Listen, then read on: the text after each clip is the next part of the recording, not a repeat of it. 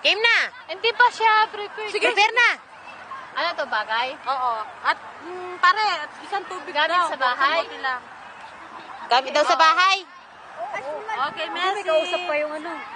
Sige, sagot kayo. Gamit sa bahay? Pwede. Gamit sa kwarto?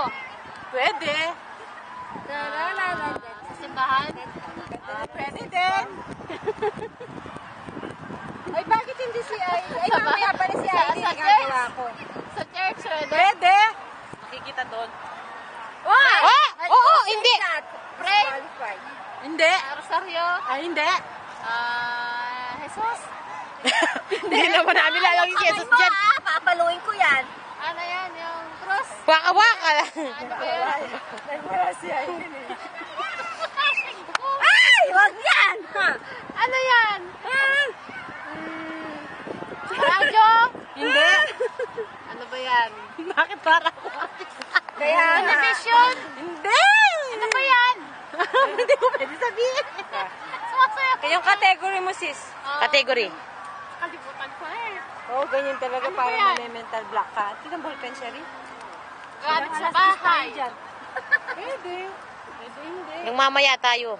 Darating daw yung asawa niya, may kanin na dala. Hindi kain na tayo. Kain na tayo dito. Pagdating sa bahay, tulog. Tulog na lang. Radyo. Ilang minuto tayo dito? Ano? Ako 5 minutes. Hindi. 1 minute, 35 seconds. Uy, basta laging yung mga mata nyo doon sa bag natin, ha? Baka may tumatagilid na sa mga gamit natin. Ito lalaking ganyan. Hindi. Baka yung kadi ang nilayin niya Oo. patay tayo. Kaya, kahit busy tayo. Hindi. Ano yan? Ay, pato. Hindi, pan mo?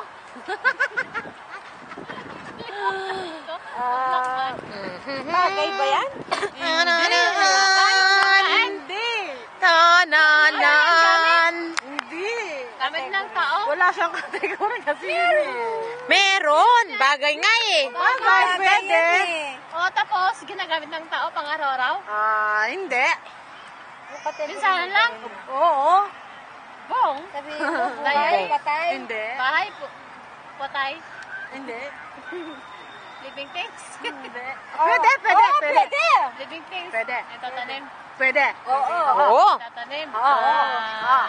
Yun. Bulaklak? Oo. Ah, galing.